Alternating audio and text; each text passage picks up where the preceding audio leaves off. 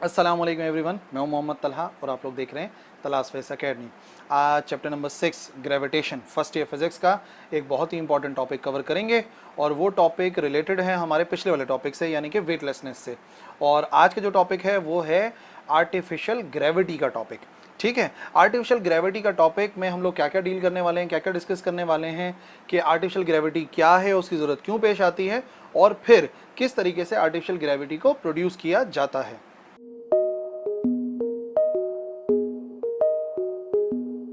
Last lecture में already discuss कर चुके हैं कि किस तरीके से सैटेलाइट के अंदर जो एस्ट्रोनॉट्स हैं वो वेटलेस हो जाते हैं, जितने भी ऑब्जेक्ट्स हैं वो वेटलेस हो जाते हैं।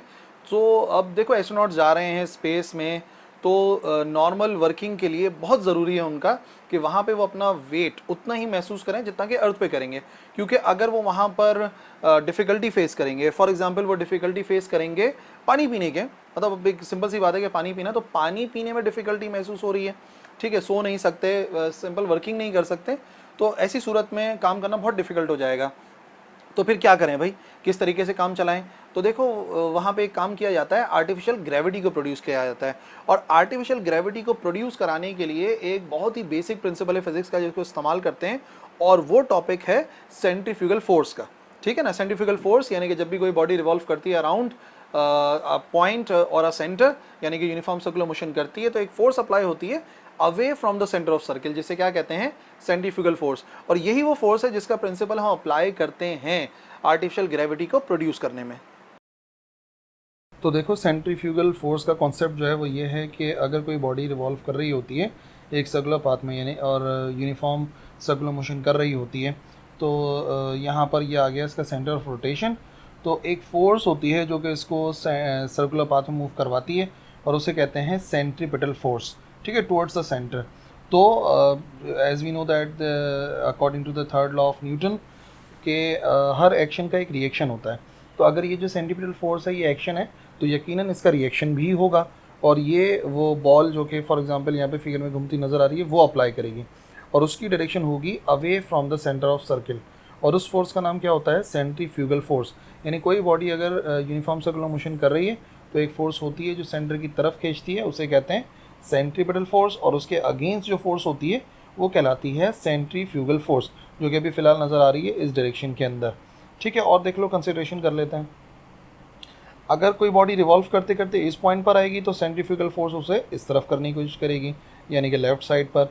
फिर रोटेट करते करते बॉडी अगर ऐसे हो जाएगी तो सेंट्रीफ्यूगल फोर्स होगी डाउनवर्ड, और जब बॉडी रोटेट करते करते इस पॉइंट पर वापस आएगी तो आप देखोगे कि दोबारा से जो सेंट्रीफ्यूगल फोर्स है वो हो जाएगी ऊपर की तरफ।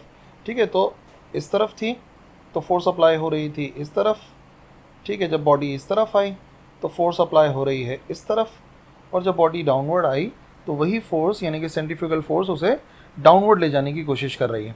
ठीक है, सेम यही कॉन्सेप्ट हमने अप्लाई करना होता है सैटेलाइट में। ठीक है, तो देखो एक सैटेलाइट है और उसमें एक लैब का हमने शो किया हुआ है, एक लैब है जो कि जुड़ी हुई है एक टनल के ज़रिए। ठीक है, और जो सेंट्रल पार्ट है ये एक्सिस ऑफ रोटेशन है, और हम सिर्फ क्या करते हैं कि हम सैटेलाइट को रिवॉल्व करवाते हैं। ठीक है, तो एक वेलोसिटी होती है जिसकी वेलोसिटी की डायरेक्शन कुछ इस तरीके से, यानी कि जो मूव कर रही होगी ये मूव कर रही होगी एंटी क्लॉकवाइज, कुछ इस तरीके से।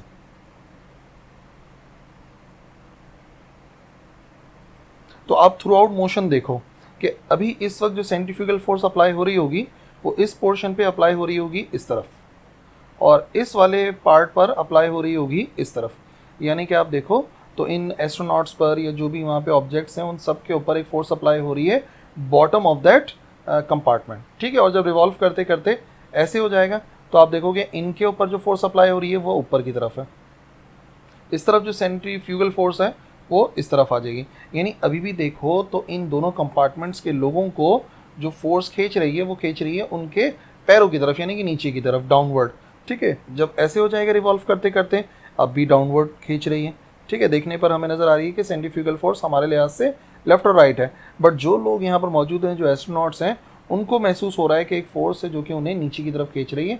इनको भी ऐसे ही महसूस हो रहा है और इनको भी महसूस हो रहा है। और सिमिलरली रोटेट करते करते यहाँ पर भी आप देखोगे तो अब भी सेंट्रीफ्यूगल फोर्स यहाँ वाली डाउनवर्ड होगी और यहाँ वाली हो जाएगी ऊपर की तरफ।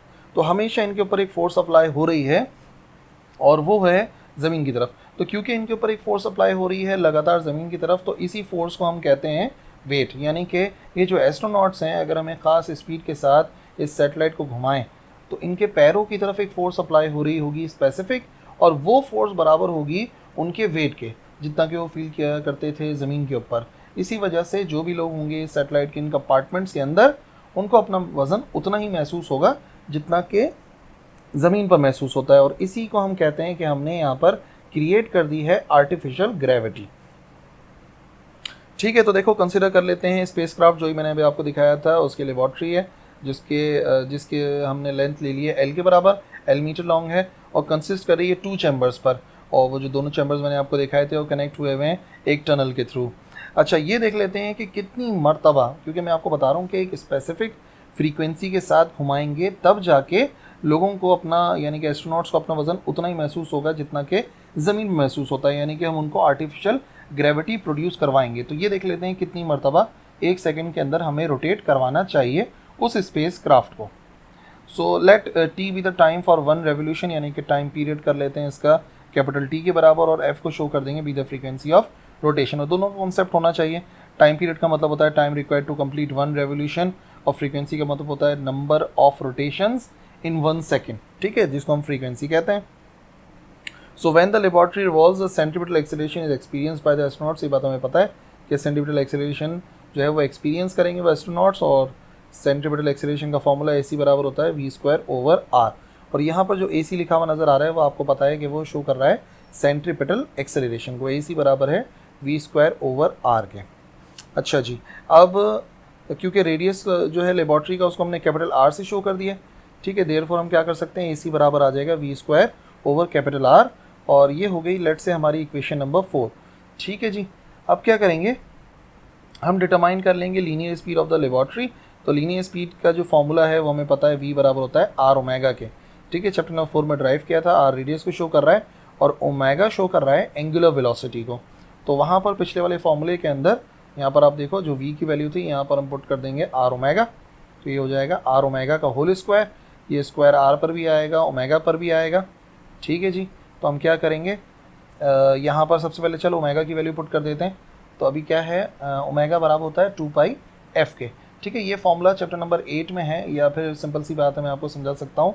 आपको पता है टाइम पीरियड का फॉर्मूला क्या होता है, टाइम पीरियड होता है टाइम टू कंप्लीट 1 वाइब्रेशन। यानी कि हम कह सकते हैं ये जो टाइम है वो हो जाएगा, बॉडी ने कितना 1 रोटेशन किया।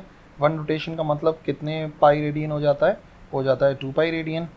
ठीक है जी, और डिवाइडेड बाय कितनी वेलोसिटी के साथ वो बॉडी रोटेट कर रही थी, जिसको हम शो कर देंगे ओमेगा से। और ये हमने कहाँ से ड्राइव करा है, एक्चुअली हमने ओमेगा के फॉर्मूले से ड्राइव करा है। ओमेगा बराबर होता है कितना एंगल बना, ठीक है, एंगुलर वेलोसिटी होता है the rate of change of angular displacement. Angular displacement आ गई थीटा, और उसको डिवाइड करा रहे हैं हम टाइम से। ठीक है, तो अभी सिर्फ क्या कर दिया कि हमें टी कैलकुलेट करना है, तो टी मल्टीप्लाई में गया, ओमेगा इस तरफ आके डिवाइड हो गया। और क्योंकि मैं बात कर रहा हूँ टाइम पीरियड की, तो टाइम पीरियड का मतलब होता है 1 रोटेशन, और 1 रोटेशन का एंगल होता है 2 पाई, तो यहाँ पे हमने लिख दिया 2 pi. So T is equal to 2 pi upon omega. और फिर हमें पता है कि अगर हम इसका रेसिप्रोकल कर लें, टी का रेसिप्रोकल करेंगे तो हमें क्या मिल जाएगी, फ्रीक्वेंसी। तो फ्रीक्वेंसी का फॉर्मूला हो जाएगा, यहाँ पर अगर हम वैल्यू निकाल लें, ठीक है, ये हो जाएगा f इज इक्वल टू किसके बराबर, ओमेगा ओवर 2 पाई हो जाएगा, ओमेगा डिवाइडेड बाय 2 पाई। ठीक है, दोनों तरफ का रेसिप्रोकल कर लिया, क्योंकि टाइम पीरियड का रेसिप्रोकल फ्रीक्वेंसी होती है, तो हो जाएगा ओमेगा अपॉन 2 पाई, और ये 2 पाई इस तरफ जाके हो जाएगा मल्टीप्लाई, तो ओमेगा का फॉर्मूला बन जाएगा 2 पाई f। और उसी फॉर्मूले को यहाँ पे ओमेगा की जगह पे पुट कर रहे हैं, तो ये r का भी स्क्वायर हो गया और 2 पाई f का भी स्क्वायर हो गया।